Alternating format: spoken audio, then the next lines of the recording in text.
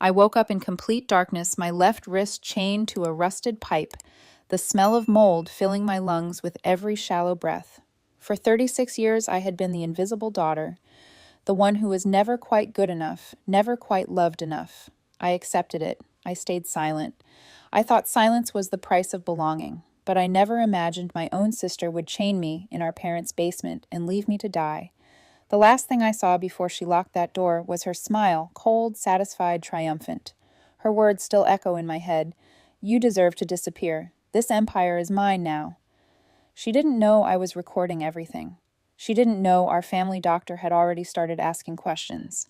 And she certainly didn't know that 3 months later she would stand in a courtroom confident that no one could prove anything, until my doctor spoke 6 words that made her face turn white. Those 6 words changed everything. Have you ever trusted someone with your life only to discover they were counting down the days until you were gone?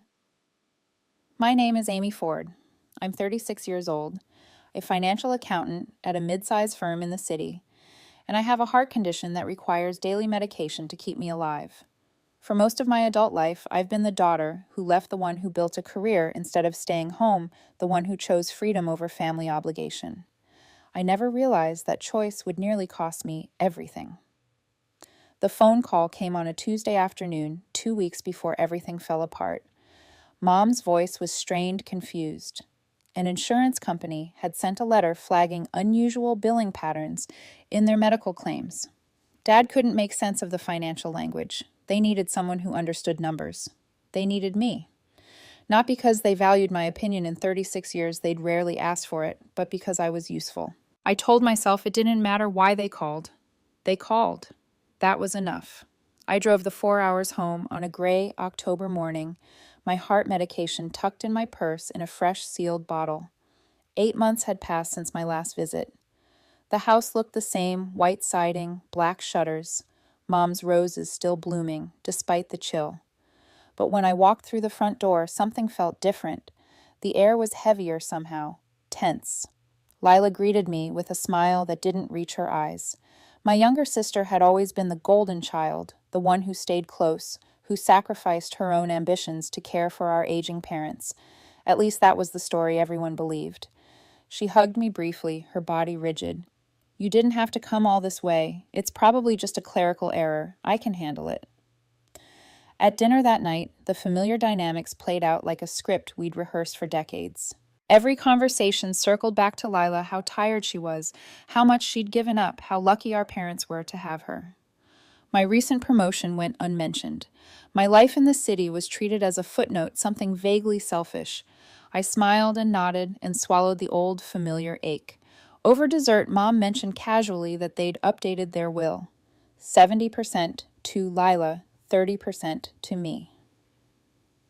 Lila has sacrificed so much to be here for us, Mom said, patting Lila's hand. It's only fair. I nodded again, the ache deepening into something sharper. I didn't argue. I never argued. Silence had always been easier than fighting battles I couldn't win. Later that evening, Aunt Ruth stopped by. She was Mom's younger sister, a widow who'd always treated me with a warmth my own parents seemed incapable of. In the garden, away from listening ears, she gripped my arm and whispered urgently, Amy, I've tried to warn your parents for years. Something is wrong with Lila. They won't listen. They think I'm jealous, causing trouble, but please be careful. Watch everything. I wanted to ask what she meant, but Mom called us inside before I could respond. That night I went to bed with Aunt Ruth's words circling in my mind, unable to shake the feeling that I was missing something important. I woke around 2 a.m, mouth dry, needing water. The hallway was dark, but as I passed Lila's room, I heard her voice, low, tight, panicked. She was on the phone.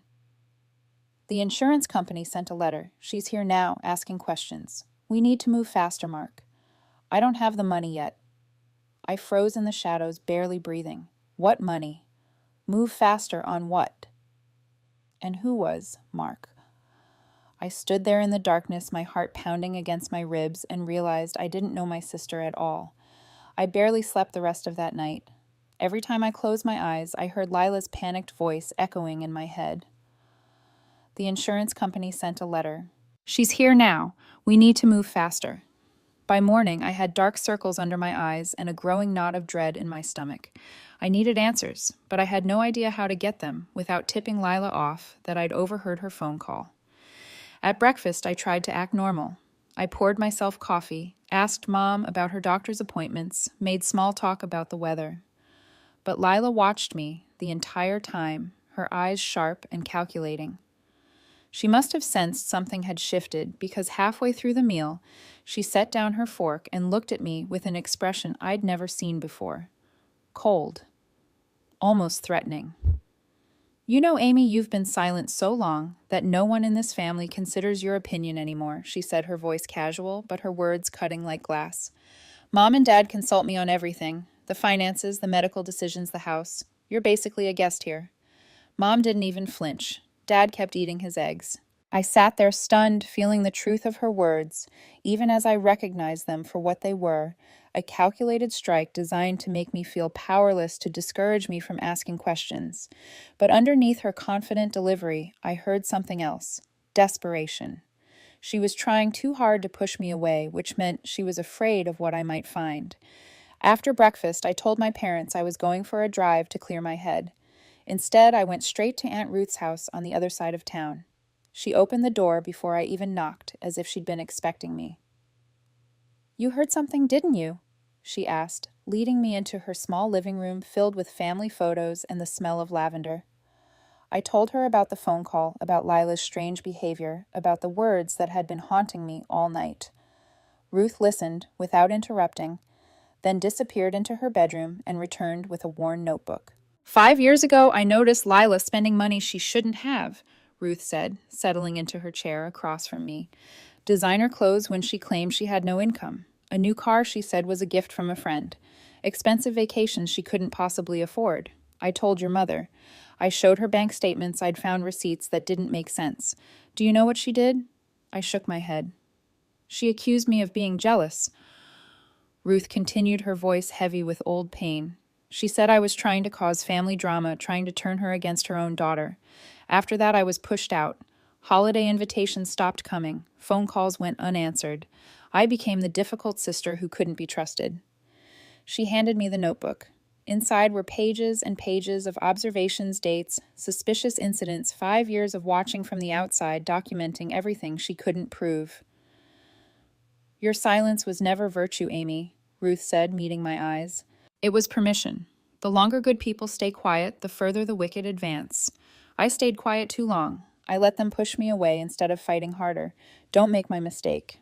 I drove back to my parents' house with the notebook hidden in my purse and Ruth's words burning in my chest. The insurance letter was still on the kitchen counter where Mom had left it. I picked it up and carried it to my old bedroom, locking the door behind me. With my accountant's eye, I examined every line.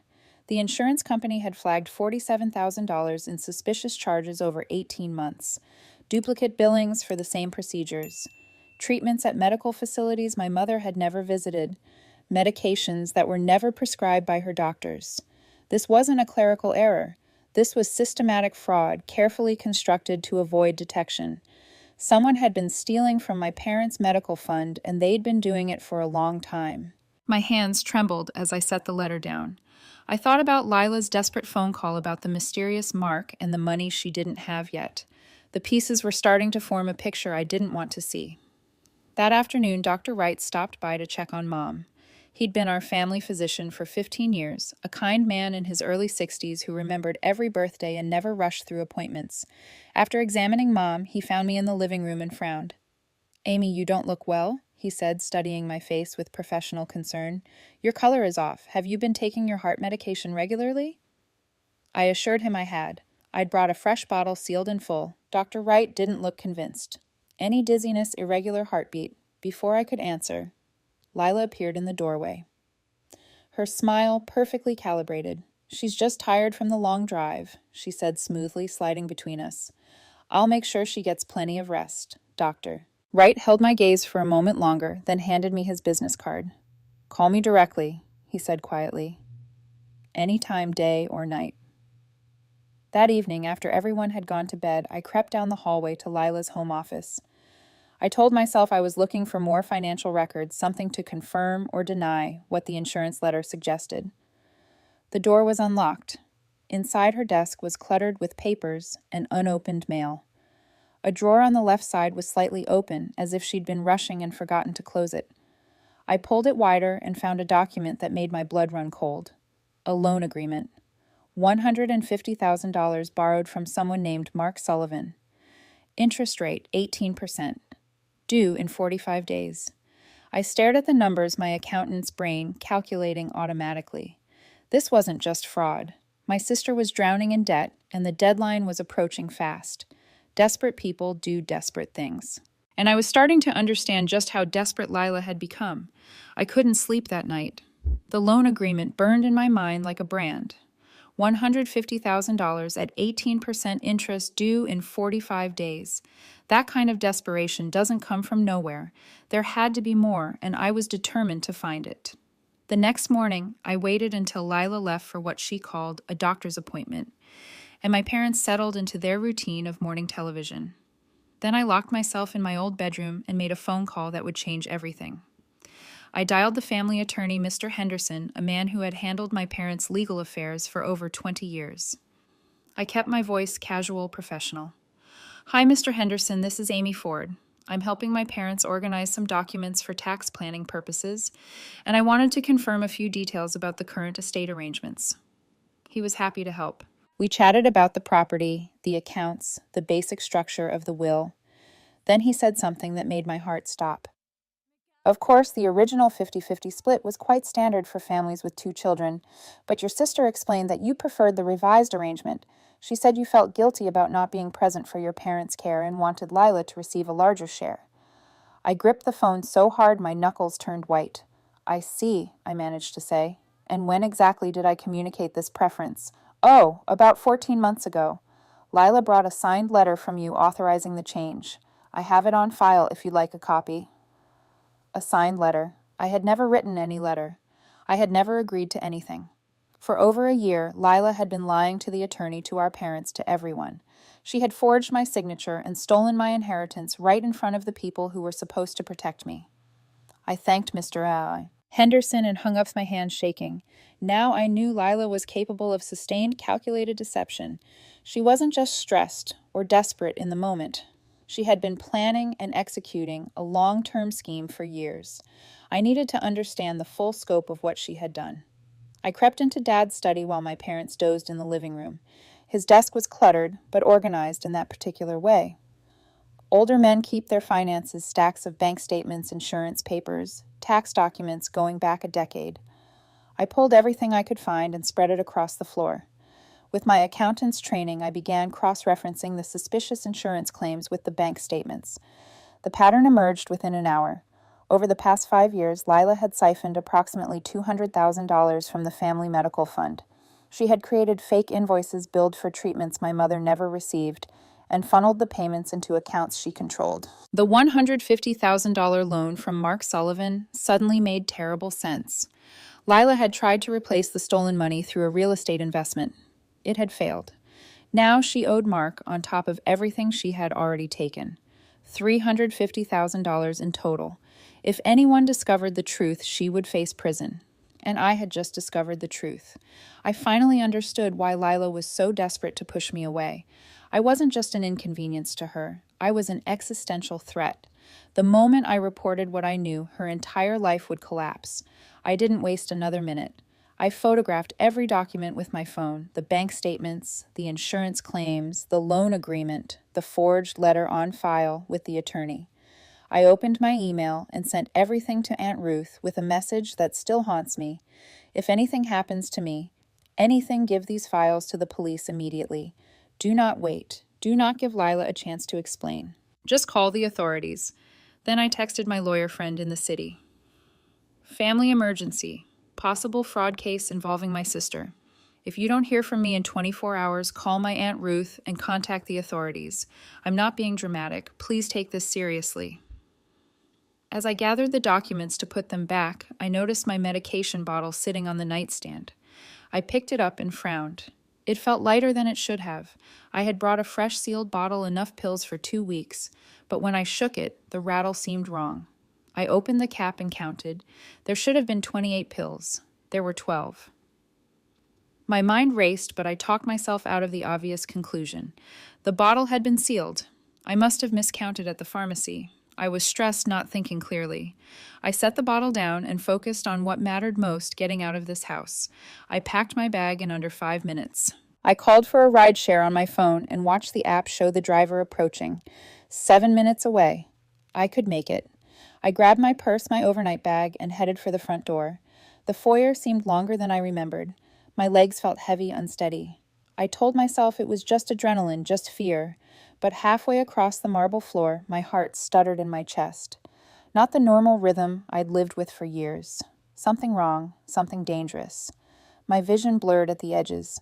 I reached for the doorframe, but my hand found only air. I went down hard, my bag spilling across the floor, my phone skittering toward the stairs. I tried to push myself up, but my arms wouldn't cooperate. The last thing I saw was a pair of expensive heels clicking across the marble toward me. Lila's face appeared above mine, and she was smiling. "You almost made it," she said, her voice cold and satisfied. Almost. My phone buzzed beside me, the rideshare arriving. Lila picked it up, tapped the screen, and I watched her cancel the ride. Then her fingers moved again, typing. Later, I would learn she sent a message to Aunt Ruth pretending to be me. "Change my mind about dinner tomorrow. Heading back to the city early. We'll call next week." She hit send and looked at someone standing in the shadows behind her. "Help me move her," Lila said. "We're out of time."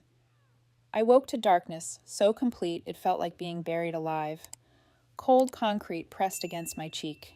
The air was thick with mold and the smell of decay, the kind of damp that seeps into your bones and never leaves. I tried to move and felt the bite of metal around my left wrist. A handcuff attached to something solid. I pulled harder, and the rattle of chain against rusted pipe echoed in the blackness. My heart was pounding, but not in the normal way. The rhythm was wrong, skipping beats, stuttering like an engine running out of fuel. I knew with clinical certainty what was happening to my body. Without my medication, my heart condition would deteriorate rapidly. I had maybe 72 hours, maybe less, given the stress and the cold. I was in some kind of storage room, I realized, as my eyes slowly adjusted. Shapes emerged from the darkness. Old furniture covered in sheets, boxes stacked against walls, the outline of stairs leading up to a door. The basement. The old storage area beneath my parents' house that no one had entered in years. The walls were thick stone built decades ago. Sound would not carry. I could scream until my throat bled and no one upstairs would hear a thing.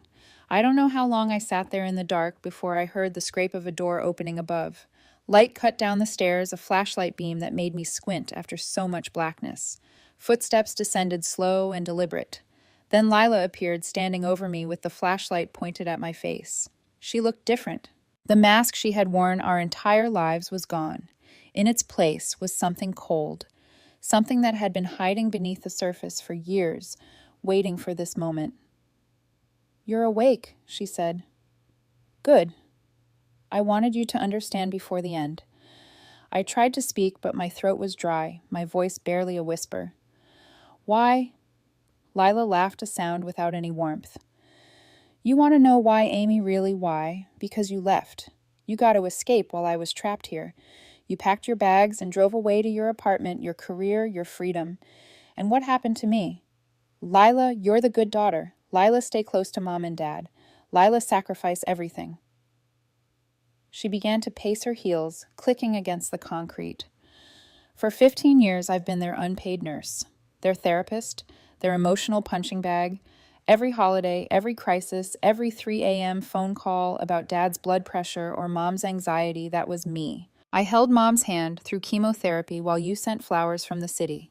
I managed Dad's finances while you climbed your corporate ladder. And what did I get for it? Not gratitude, not freedom, just more expectations, more obligations, a prison made of family duty." I stared at her, seeing my sister clearly for the first time. The resentment in her eyes had been building for years, maybe decades. I had been too focused on my own pain, my own invisibility, to notice hers. "That money," Lila continued, her voice rising. "I earned it. Every dollar was payment for the life I gave up while you built your precious career, while you traveled, while you were free. I deserved compensation for being the daughter who stayed, the daughter who sacrificed, the daughter who gave up everything. She crouched down to my level, her face inches from mine. And now you come back with your accountant eyes ready to destroy everything I've built, ready to expose me, send me to prison, take away the only payment I ever received for my suffering. No. You've always been invisible in this family, Amy. Mom and Dad barely noticed when you left. They won't notice when you're gone for good. You'll disappear for real this time. She pulled my phone from her pocket and held it up like a trophy. I've already sent messages to everyone who matters. Amy had a breakdown, needed space left suddenly for the city. So sad, but not surprising. You've always been the fragile one, the daughter who couldn't handle family pressure. When they find your body, if they ever do, it will be a tragedy. A woman with a heart condition who wandered off during a mental health crisis and died alone. Not a crime, just another sad story. She stood and moved toward the stairs. I switched your medication bottle the first night you arrived.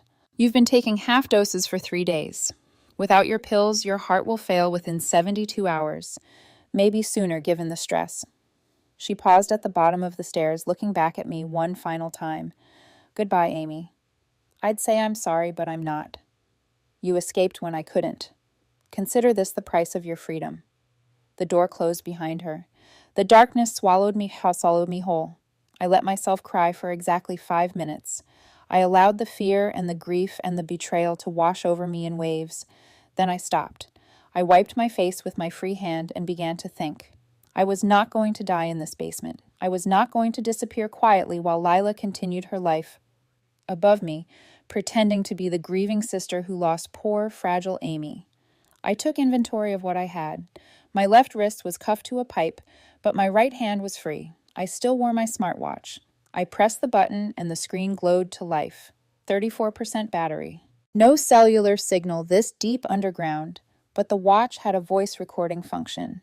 I made a decision I would not record continuously and drain the power. I would document only the most critical information and preserve the battery for as long as possible. I pressed record and whispered into the tiny microphone. My name is Amy Ford. I am being held in the basement of the Ford family home. My sister Lila has imprisoned me here and removed my heart medication. This is premeditated attempted murder. I stopped the recording and turned my attention to my restraints. The pipe I was chained to was old, probably original to the house. Decades of moisture had corroded the joints. I found the weakest point and began to work at it, twisting, pulling, testing. Millimeters of movement. It would take hours, maybe days, but I had no other choice.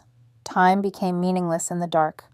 My heart stuttered more frequently, each irregular beat reminding me of the countdown I was living under. I recorded another entry, my voice barely above a whisper. If I die here, find this watch. Find Lila. She said I earned this, that I escaped while she was trapped. She's been planning this, waiting for the right moment. I was too visible, too dangerous. Now I'm invisible again. I paused, gathering my strength. But I refused to disappear quietly. Day 1. I'm still alive, and I'm not done fighting. The hours blurred together in the darkness. I lost track of time, completely measuring my existence only by the increasingly erratic rhythm of my heart and the slow progress I made on the corroded pipe fitting. I rationed my energy carefully, working in bursts when I felt strong enough, resting when the dizziness became too severe. I recorded voice memos during my most lucid moments, preserving every detail I could remember about Lila's confession, about the fraud, about where I was being held. I kept the recording short to save battery. 28%, 23%. Each percentage point felt like sand slipping through an hourglass. In the silence, my mind wandered to memories I had spent years trying to forget. The birthday party when I was 12, where Mom forgot to order my cake because she was too busy planning Lila's dance recital. The graduation ceremony where Dad spent the entire reception talking about Lila's college prospects instead of my valedictorian speech. The Christmas dinners where I sat at the end of the table invisible while the family orbited around my younger sister like she was the sun. For years, those memories had been sources of pain wounds I picked at in my weakest moments. But now, chained in the darkness, I transformed them into something else. Fuel. They made me invisible because it was convenient for them.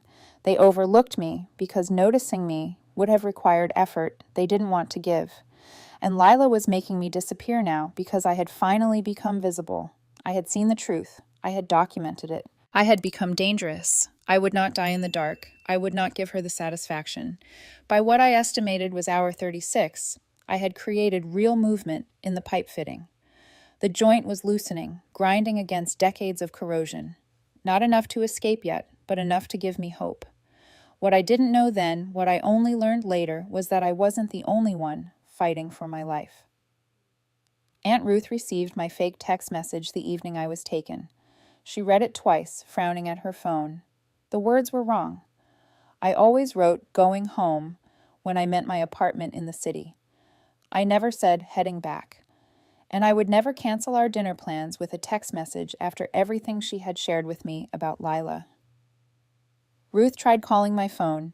It went straight to voicemail.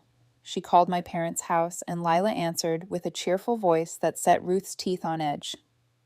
"Oh, Amy left early this morning. Said she had a work emergency. You know how she is always running off." Ruth hung up without saying goodbye. I had never mentioned any work emergency. Something was very wrong. That night, Ruth drove to my parents' house and parked across the street, watching the windows for any sign of me.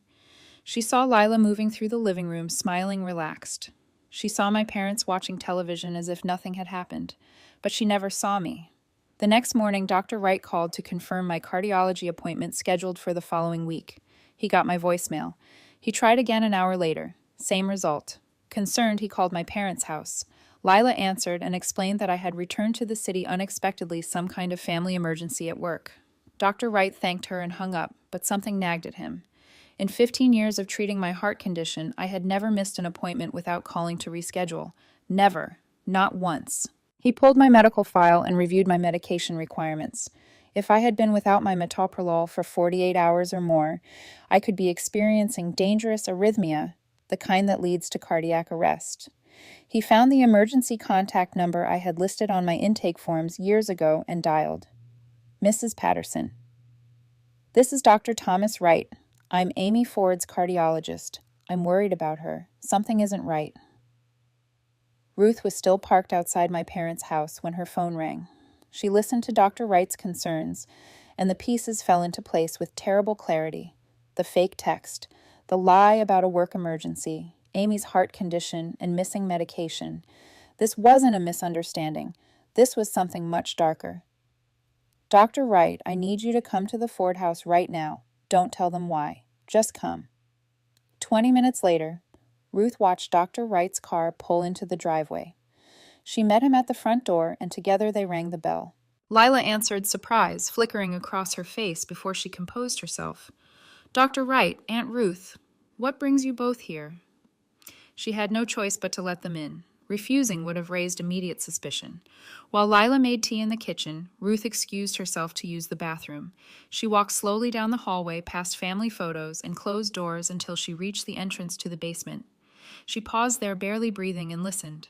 At first, nothing. Then faint but unmistakable rhythmic tapping against metal. 3 slow, 3 fast, 3 slow. SOS. Ruth's blood ran cold. She walked calmly back to the living room, smiled at Lila, and made her excuses. "I just remembered I have an appointment.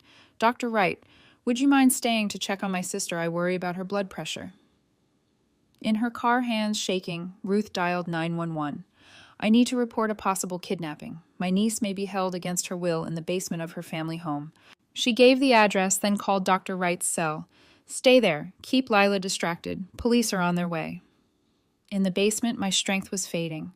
My vision blurred more frequently, and the irregular heartbeat that had been a nuisance was becoming something more dangerous. But the pipe fitting had loosened significantly. I could feel it giving way, grinding against rust and age. Not enough to escape yet, but close. So close. I used my last reserves of energy to tap the SOS pattern one more time against the pipe, hoping against hope that someone above might hear. Then I heard something that made my failing heart leap. Footsteps above me. Multiple sets moving quickly, voices I could barely make out through the thick floor. My mother sounding confused and frightened. Lila, her voice tight with controlled panic, talking fast. And then a new voice, one I didn't recognize. Male, authoritative, official. Ma'am, we have a report of a possible emergency. We need to search the premises. My heart pounded so hard I thought it might give out right there. Police. Someone had called the police. But even as hope surged through me, doubt followed close behind. Lila had talked her way out of everything for years. She had fooled our parents, the attorney, everyone who should have seen through her. Could she talk her way out of this too? I heard Lila's voice above me tight with forced calm. Officer, there's nothing in the basement but old furniture. No one has been down there in years. Then another voice, firm and unwavering. Ma'am, we need to verify. Please step aside. More footsteps. The sound of someone trying a door handle. It's locked, a man said. Do you have the key? Lila's response was barely audible, but I could imagine her mind racing, searching for another excuse, another lie. Then Dr. Wright's voice cut through clearly. I'm this family's physician. If there's any possibility someone is in medical distress down there, we need to access that room immediately. I'm invoking medical emergency authority. A pause. Then the sharp crack of wood splintering as someone forced the lock. Light flooded down the stairs, and I tried to call out, but my voice was barely a whisper.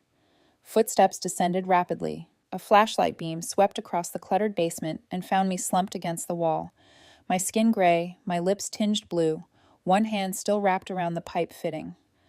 I had been working to loosen for 2 days. I was still fighting. Even at the end, I was still fighting. Dr. Wright pushed past the officer and dropped to his knees beside me. His fingers pressed against my neck, checking for a pulse. She's alive, but barely. Dangerous arrhythmia. We need an ambulance now. She's in cardiac crisis. Everything after that became a blur of motion and noise. Someone cut the handcuff from my wrist. Hands lifted me onto a stretcher. I see.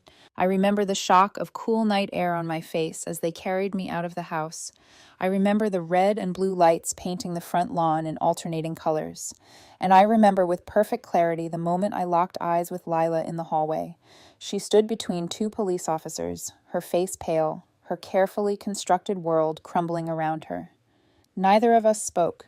Everything that needed to be said had already been said in that basement. I held her gaze until the paramedics loaded me into the ambulance and the doors closed between us. I woke in a hospital bed with tubes in my arm and monitors beeping steadily beside me. A police officer sat in the corner of the room waiting. Protocol required them to interview victims of suspected kidnapping as soon as they regained consciousness, and I was more than ready to talk. I told them everything. The medication theft that had started the moment I arrived at my parents' house. The imprisonment in the basement. Every word of Lila's confession, every detail of her resentment and her planning. I gave them my smartwatch and explained the voice recordings I had made in the darkness.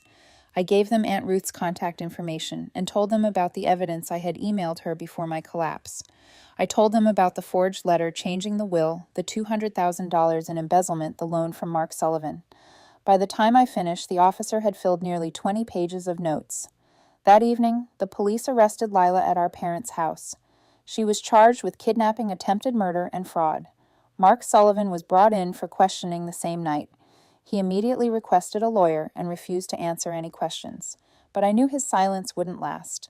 People like Mark always looked out for themselves first. Aunt Ruth came to see me the next morning. She looked exhausted, dark circles under her eyes, but there was something like triumph in her expression. She sat beside my bed and took my hand. I have something for you, she said, pulling a worn notebook from her purse. 3 months ago, I called Lila about your mother's medication schedule. During that call, she accidentally mentioned she had to fix the money situation before anyone noticed. I didn't understand what she meant at the time, but something about it bothered me. I was part of that conversation, so I had every right to record it. It's all here, along with 5 years of observations. Dates, incidents, financial inconsistencies I noticed but couldn't prove. She pressed the notebook into my hands. I tried to warn your parents, Amy. They wouldn't listen. They called me jealous, paranoid, a troublemaker. So I stopped talking and started documenting. I was waiting for someone who would believe me, someone who could actually do something with the evidence. I'm just sorry it took this long. 3 days later, I was strong enough to meet with the district attorney. She was a sharp-eyed woman in her 50s who listened to my story without interruption, then laid out the prosecution's plan. They wanted to move quickly, she explained. The kidnapping charges alone could put Lila away for years, but I stopped her. I don't just want her convicted for what she did to me, I said. I want the full scope of her fraud exposed. Every dollar she stole from my parents over 5 years. Every lie she told to the attorney, to the family, to everyone. I want her to face all of it. The DA studied me for a long moment, then nodded. That will take more time.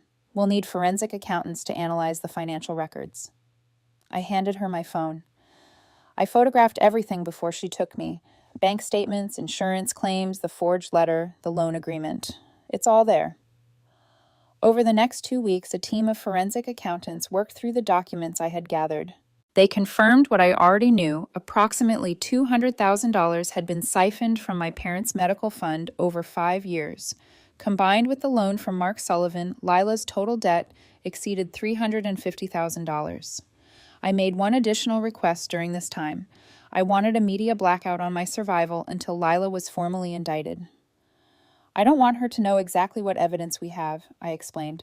Let her think she still has a chance. Let her get comfortable.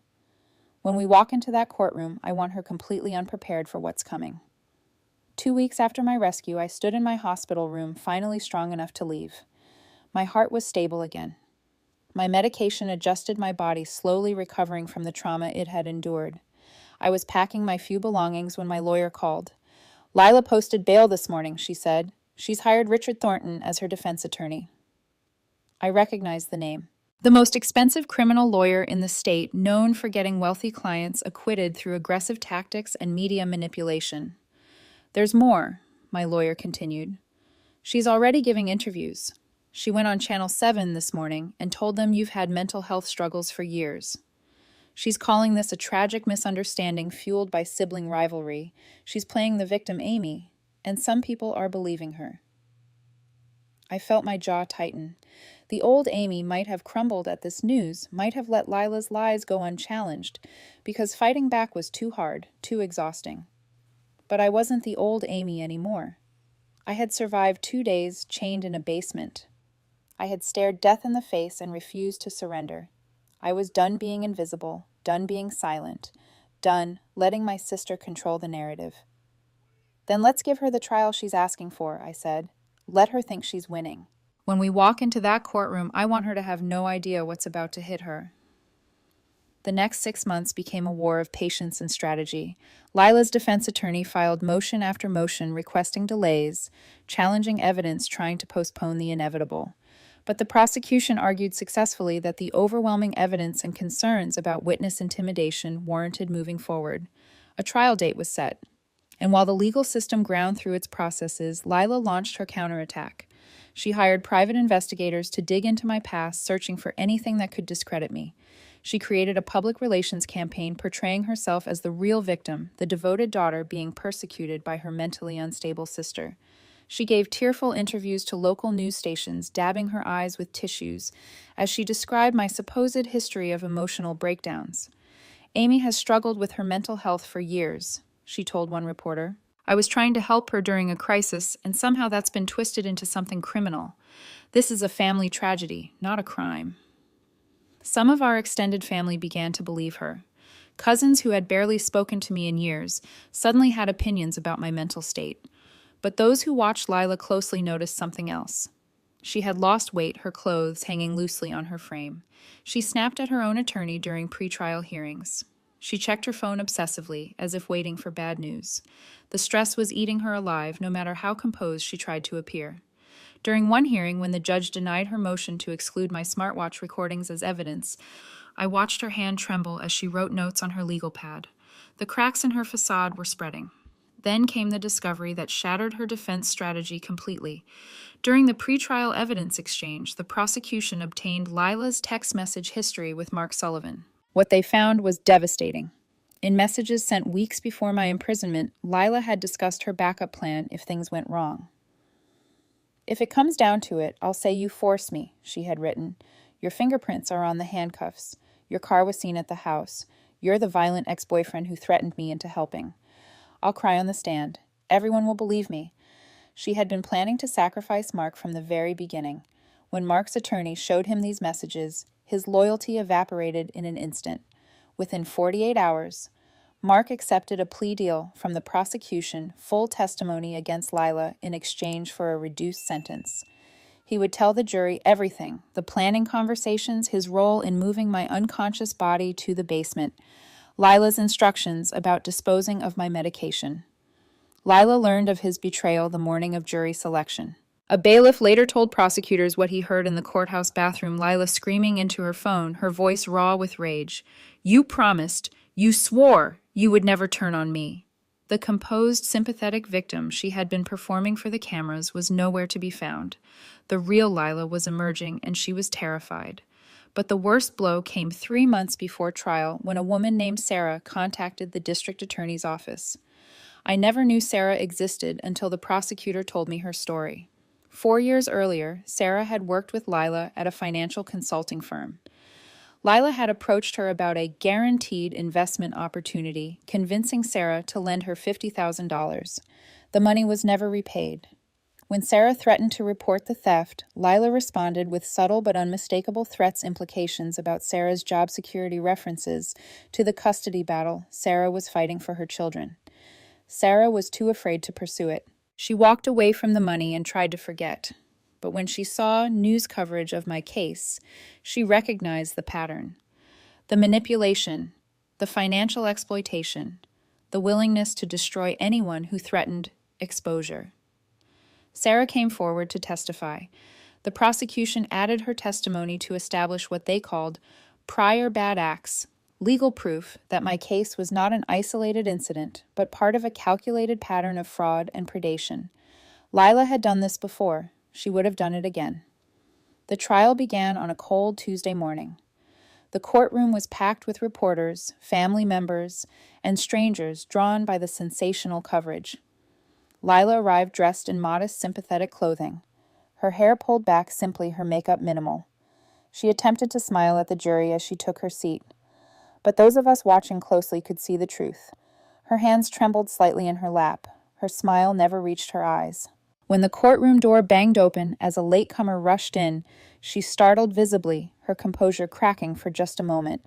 Her attorney presented her defense with practiced confidence.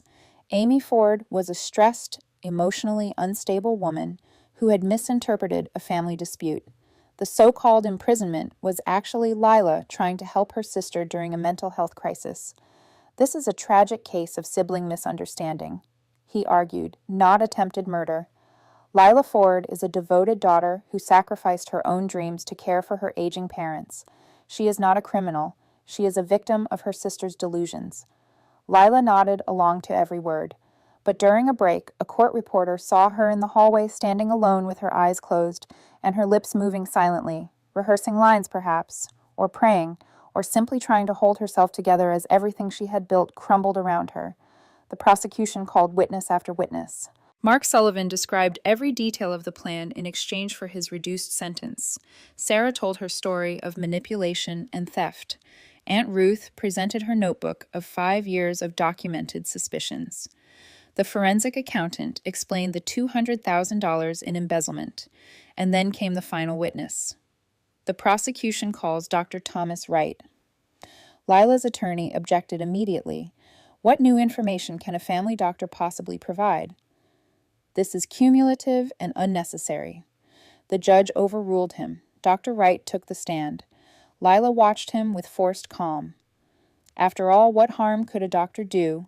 He would simply confirm my heart condition and the medical records already in evidence. The prosecutor approached the witness stand.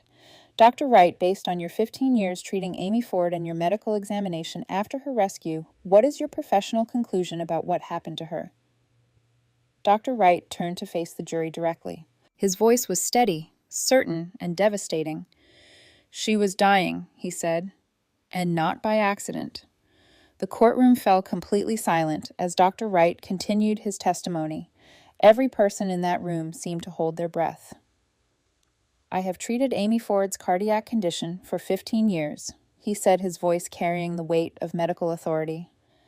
When I found her in that basement, she was in advanced arrhythmia, the specific pattern that occurs only after prolonged medication deprivation. Her lips were blue. Her pulse was barely detectable. Another few hours, and we would have been recovering a body instead of saving a life. He paused, and I saw the jury lean forward. But here's what the prosecution hasn't told you yet. The silence became almost unbearable. 6 months before this incident, Amy was hospitalized overnight after visiting her family for Thanksgiving. Same symptoms. Unexplained cardiac episode. At the time, I attributed it to holiday stress. I was wrong. Wright turned to look directly at Lila. Now I believe someone was already tampering with her medication during that visit. The attack that nearly killed Amy wasn't impulsive. It was a rehearsal. Lila Ford had done this before. She tested her method, observed the results, and refined her approach. What happened in that basement was premeditated, attempted murder planned over at least 6 months. I watched Lila's face drain of color. Her attorney jumped to his feet requesting a sidebar. The judge denied it without hesitation. The damage was done. Everyone now understood that my near death wasn't a desperate act born from sudden panic. It was the culmination of a plan carefully tested and refined. My sister had tried to kill me before. When that attempt didn't fully succeed, she had simply waited for another opportunity. The prosecutor moved forward methodically, presenting each piece of evidence like stones building an inescapable wall. My smartwatch recordings played through the courtroom speakers, Lila's voice cold and unmistakable. "You've always been invisible in this family. Now you'll disappear for real." I heard several jurors gasp.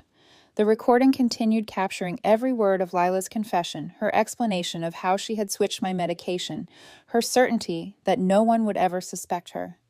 Aunt Ruth's recorded phone call followed, playing the moment when Lila had accidentally admitted she needed to fix the money situation before anyone noticed.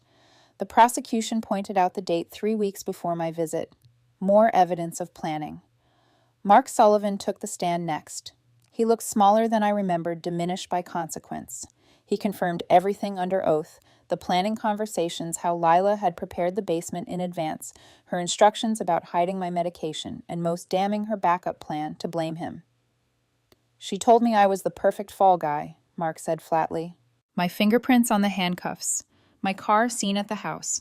She said if it came down to it, she would tell everyone I was a violent ex-boyfriend who threatened her into helping. I was expendable from the beginning."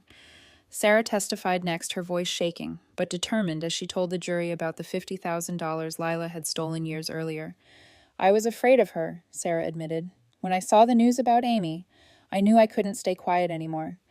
The forensic accountant presented charts showing $200,000 systematically embezzled from my parents' medical fund over 5 years. Cell phone location data proved Lila had never left the house during the time she claimed I had departed. Her phone had been pinging the same tower for the entire 48 hours I was imprisoned beneath her feet. With each new piece of evidence, Lila deteriorated visibly. She clenched her fists until her knuckles turned white. She shook her head repeatedly, as if she could deny reality through sheer will. She whispered frantically to her attorney, who could only respond with tight-lipped silence. The jury watched not just the evidence, but my sister's unraveling. Then the prosecutor called me for my final statement. I rose on shaking legs and walked toward the witness stand. As I passed Lila's table, our eyes met. For a moment, I saw the little sister I had once loved. Then, something in her snapped. She stood abruptly, her chair scraping against the floor. Her attorney grabbed her arm. "Lila, sit down now." But she wrenched free. "She was never supposed to come back." The courtroom gasped. The judge's gavel pounded. "The defendant will be seated." But Lila was beyond control, 15 years of pressure exploding. "I gave everything to this family 15 years. My career, my relationships, my entire life. While she got to leave, she got to be free. She got to build her precious career while I was stuck here." Tears of rage streamed down her face, and they still loved her more. Even when she wasn't there, everything was always about Amy. "We miss Amy. I wish Amy could visit more. Amy is so successful. Amy, Amy, Amy." Her voice cracked with fury. "That money was mine. I earned every dollar for every miserable year I spent in this prison of a family, and she had no right to come back and take everything from me. She should have stayed gone. She should have stayed invisible. Her attorney dropped his head into his hands. Two bailiffs moved toward the defendant's table. Lila kept screaming, even as they took her arms, her voice echoing off the courtroom walls until they forced her back into her seat. In her rage, she had confessed to motive premeditation and the entire psychological foundation of her crime, all on the record in front of the jury. The verdict took less than 3 hours. Guilty on all counts. Attempted first-degree murder, kidnapping, embezzlement, fraud. The judge delivered the sentence, 28 years to life, no possibility of parole for 22 years. The Thanksgiving poisoning attempt would be investigated separately. Mark received 10 years with parole possible after 7. As bailiffs led Lila away, she looked back at me one final time. I expected hatred. Instead, I saw something like relief. The performance was finally over. After the verdict, my parents approached me in the courthouse hallway. They had aged years in months. Mom was crying, shoulders shaking. Dad could barely meet my eyes. "We failed you," Mom whispered. "We didn't see. We chose her. We chose what was easy to believe. We're so sorry, Amy." I looked at them for a long moment, the parents who made me invisible, who believed Lila's lies for years, who might have let me die in that basement without Aunt Ruth's persistence. Part of me wanted to embrace them, to say everything would be okay. But I knew that way had almost killed me. "I believe you're sorry," I said finally. "But sorry doesn't undo 36 years of choosing not to see me. Forgiveness isn't something I can give today, maybe someday. But if we're going to have any relationship, it will be built on truth, not on pretending everything is fine, because that's more comfortable." I turned and walked out of the courthouse with Aunt Ruth at my side, into the afternoon sunlight, into a life that finally belonged to me. 1 year later, my foundation received its official status. I called it Visible Supporting Survivors of Family Abuse. I had already been doing the work, speaking at support groups, writing my blog, connecting with other women made invisible by their own families. My first post went viral. In it, I wrote, "For 36 years, I was invisible. My sister tried to make me disappear forever. Instead, she gave me the greatest gift, the realization that I was worth fighting for." If you feel invisible, know this. You have been deliberately unseen by people who benefit from your silence. Step into the light. It's been waiting for you all along. Lila's appeal was denied. I maintain limited contact with my parents now. Monthly phone calls, occasional visits. It's not the reconciliation they hoped for, but it's honest. And honesty, I have learned, is worth more than peace. Amy's story teaches us something that many of us learn too late in life. Silence is not a virtue when it protects those who harm us. For 36 years, Amy believed that staying quiet, accepting unfairness, and avoiding conflict was the price of belonging to her family. She thought that if she just kept her head down, if she never complained, if she made herself small enough, eventually her parents would see her. Eventually her sister would treat her fairly. Eventually things would get better, but they never did. Her silence only gave Lila permission to take more lie, more manipulate more, and ultimately try to erase Amy completely. There is a lesson here for all of us, especially those of us who were raised to believe that good daughters stay quiet. That family loyalty means accepting mistreatment, that keeping the peace is more important than protecting ourselves.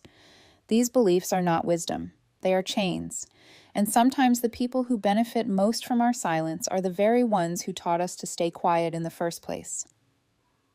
If you recognize yourself in Amy's story, if you have ever felt invisible in your own family, dismissed by people who should love you, overlooked, while others received praise for far less, or silence to keep a peace that was never really peaceful, please know that your voice matters. You deserve to be seen. You deserve to be heard. You are not difficult for wanting honesty. You are not selfish for having needs. You are not asking for too much by expecting basic respect from the people in your life. Amy's survival was not an accident. She fought for herself when no one else would.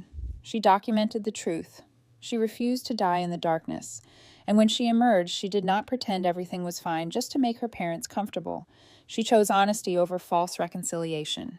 She chose her own peace over keeping peace for others. That is not cruelty. That is self-respect. and it is something many of us need to learn no matter how old we are. Sometimes the bravest thing we can do is stop accepting treatment we would never allow someone to give to a person we love. Sometimes the most powerful word we can speak is simply, no more. Thank you for listening to this story today. If it touched your heart, made you think, or reminded you of someone you know, please take a moment to subscribe to our channel so you never miss another story like this one. We pour our hearts into bringing you these stories, and your support means everything to us. We would also love to hear from you in the comments below. Have you ever experienced something similar in your own family? How did you find your voice? How did you learn to stop being invisible? Your story might be exactly what another listener needs to hear today. You never know who you might help just by sharing your truth.